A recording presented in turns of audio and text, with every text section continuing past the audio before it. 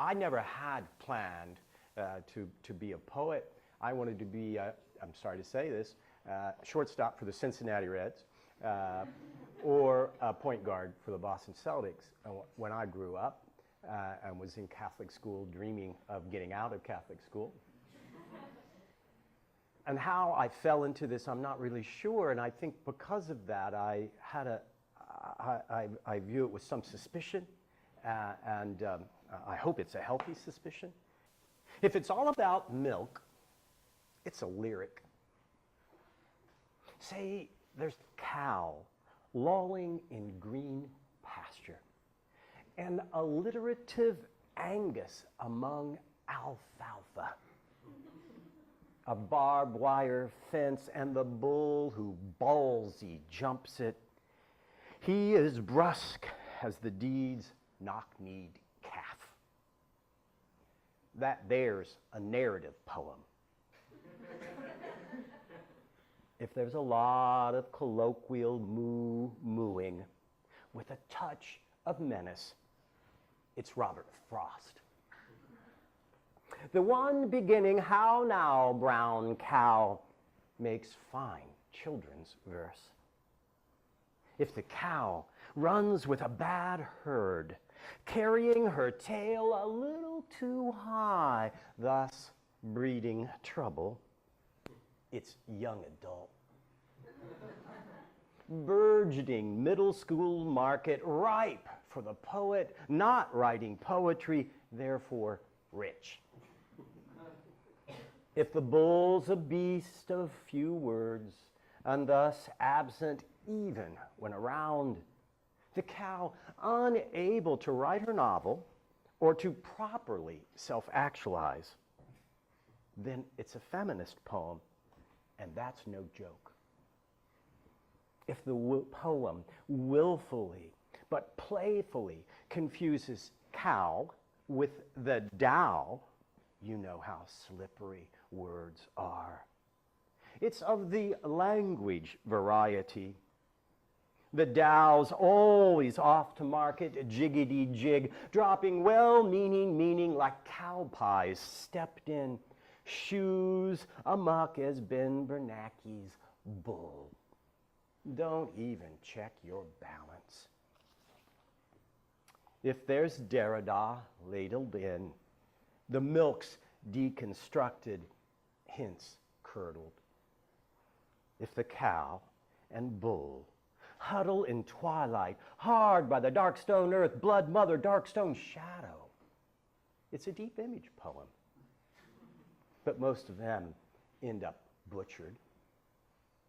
If the bull china drops country fences and pilfers others' grass to secure our freedom as well as theirs, it's a surrealist poem or a New York Times op-ed on the Bush presidency.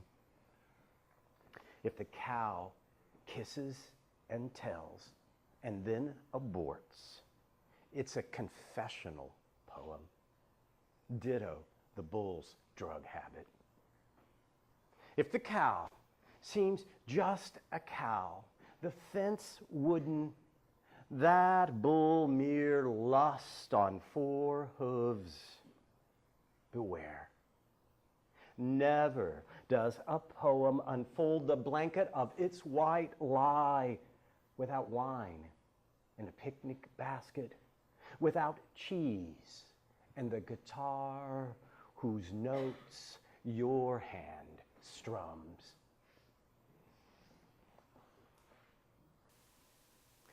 We pocket 5 ones when we agree, fingered cash our soul's ransom, and a family viewership record book for each TV, of which we've 3.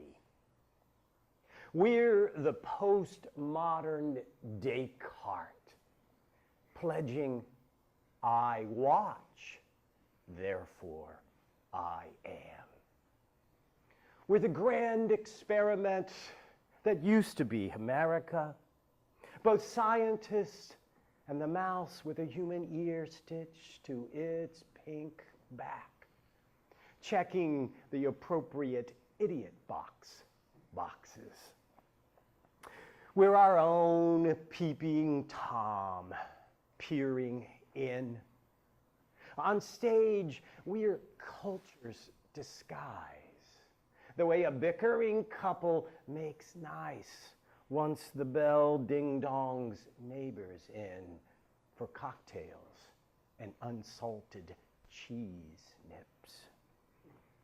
Though we watch Oprah, we circle BBC News. Though it's Jerry Springer, we mark Charlie Rose. No, not South Park, not Cops, not World's Funniest Animal Videos, but History Channel, Discovery, NASA Live, Nightline, and devotionals. The Food Network's Thanksgiving Day Vegan Special. We are watching ourselves watched. We are never enough, so the lie is as we wish to be. Sufficiency of the actual. Had I freed the one-legged cricket twitching in the rose's spider-webbed twilight, I'd become patron saint of one-legged crickets twitching in spider-webbed twilight. I'd be saint of cracked song, patron of the incomplete and longing. But then, saintly though I may be, the spider goes hungry. Anyway, there's already a multitude patrons of the broken web, unrisen bread, lost keys. So many, this book says, their duties overlap. Say, patron saint of fractions. See, incomplete and longing.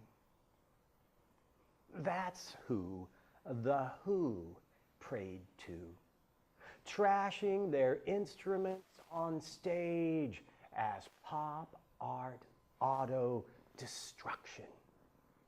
This Pete Townshend's phrase, his name, a line and demarcation.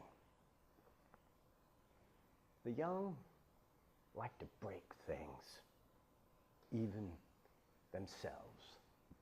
The young like a summer drum you put your foot through. Thump worship. John Entwistle, the Who's bassist, stored all his parts in a wooden coffin box until middle age dawned his knee-high socks. Then he undid the undoing, cobbling 5 guitars into one he dubbed Frankenstein, whose name my friend Frank and I shared with it, and well, with Wollstonecraft's romantic sci-fi tragic victim hero. Together, we made a creature the smarty pants party drunks called Frankenstein from the keg-drenched kitchen. Aren't we all cobbled of pieces, glued and screwed and strung together, ready to snap? Are we instruments some huge hand plucks? Are we the roses or the cricket's cracked song? And redemption, in the end, Entwistle's estate auctioned Frankenstein for a cool 100,000. my friend Frank did 10 years in the county orphanage. See, incomplete and longing. His mother remarried a furnace whose pilot wouldn't stay lit. You've heard the one about the stutterer who, falling from a ladder, is suddenly cured of his disease, but made suddenly blind. What he no longer sees, he sings about instead. As a priest marries the church, so I wed work. The union's 10 ring, a fin per week, and nothing down. Trouble was, everything was down. The line, my pay, the pickups, windows in rain. The blonde in shipping couldn't keep lunch down or her pants up. Damp her sloppy tears, damp the shirt's pits, damp the Chevy's back seat where rum and cokes broke the ice. Her lesson: never operate heavy machinery with lips and zipper. My hands made feral love to chill metal. Work song of parts I'd never see whole. So boys, smoke 'em if you've got 'em. Smokes make ash, the dust from which ye came, and to dust ye shall. Dust upon the riven garden, dust at neck and sleeves of my black pocket tee, dust etching each night's second shower, my chest, the archaic torso of unionized Apollo. Schools of velvet Rilke counseled me, you must change your life. Though I wished his face so near I could punch it. Language I understood, I could not understand, changed me for the price of student loans and Latin. I'm living the afterlife.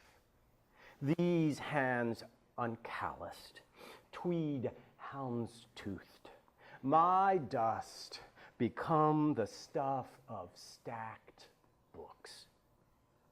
I'm living the afterlife for those who cut, then polish, lug, and heave, who stack mortise and miter swing shift. They don't need my guilt or your pity. Change is what's fisted back from our broken dollar. Change is stashed by the back door in a cracked ball jar.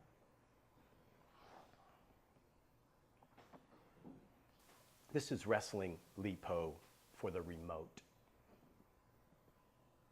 While I recited you, Lipo, cops broadcast a wife beater's earning his shirt's eponymous name, and televised badges arrived to disassociate sign from signified, as did with nightsticks. The drama bled so American, you changed channels as the cuff's half-moons first kissed, then swallowed the man's bloody wrists. You flipped our feathered page, sighing.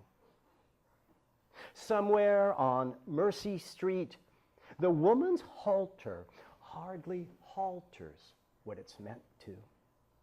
Somewhere, the chapel of her body proposes its commandment. Do whatever makes you less unhappy. Somewhere, its plaid boxers and meth teeth, filmed behind a trailer's busted screen door. But our channels, a sparrow perched on branch. The remote's not under the couch, it's in us. Your poems lie in my hands, lying. Why is there nothing of An Lushan's war hounding your heels? Nothing of dead scallop streets of sacked Shanghong. Nothing of exile's knife pressed to your gut. Instead, you taught me Wu Wei, doing nothing. The way a mountain floats its own cloud river, these blossoms flute their yellow-petaled tune, the universe unfolding its fist within us. That's why I repeated somewhere 3 times in 5 lines to distance the daily perfidy as you did by ignoring it. Anaphora, my faux Tao.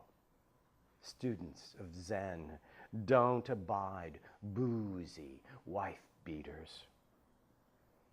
No, a blind eye is the remote's remote, as is one's head slung upon the limbed wind.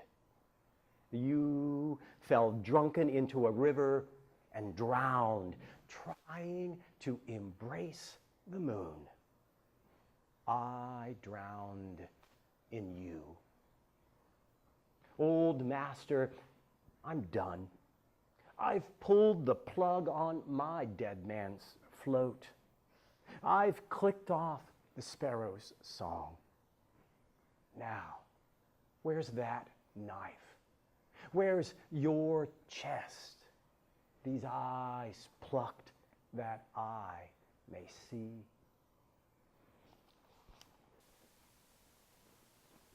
Black is the new blonde. So everyone wants a piece in these halcyon days when politics makes oh so hot what heretofore had borne the mark of Cain. Or at least sufficient cause to get one's head civil rights clubbed by a jowly southern sheriff, chewing tobacco once harvested by wagon loads of slaves. No more get to the back of the bus, boy. No more, boy. Black is the new blonde. Now, septuagenarian Larry King smugly proclaims his young son yearns to be black. Announcement to crystallize the social leap from racism right through the color blindness we never attained to an elevated plateau where black smacks cool. All's better now. No more dumb blonde jokes. Tell me, how many blondes does it take to screw a low-watt light bulb? No more. A priest, a rabbi, and a black guy walked into a bar. Jokes that flashed a match of stifled laughter as well as guilt easily blown out. Ride index pantomiming, no, no, no, in the smoky white air. Black is the new blonde. When Alfonso Toss secret knocked me through the Soul Hole's 1974 door, I was neither black nor blonde. Roosevelt Johnson and his 7 C's milked a wet silk blue set. Black faces in tidal sway. Eyeing me, the collective 7 C's stilled mid-howl, because I is white. Brothers, Alfonso lilted, this cat's with me. So Roosevelt unfurled his stalled growl, while a stand-up bass cleaned what muddy break our skin had wrought. The answer's 3 blondes, 1 to screw and 2 to brush her shoulder-length hair. What would Emmett Till think of Larry's white tots pining for an afro? Emmett not so breezily swinging from that crooked tree. What Medgar, Martin, and Clayton, my knifed dead friend? Has Jackie Robinson slid home safe at last? Citizens, we want so badly what we want to believe. Clink, clink. No more shines, the robed choir sings. No more sambos, while history's solo, unswayed amidst all this swaying, whistles Dixie. Thank you.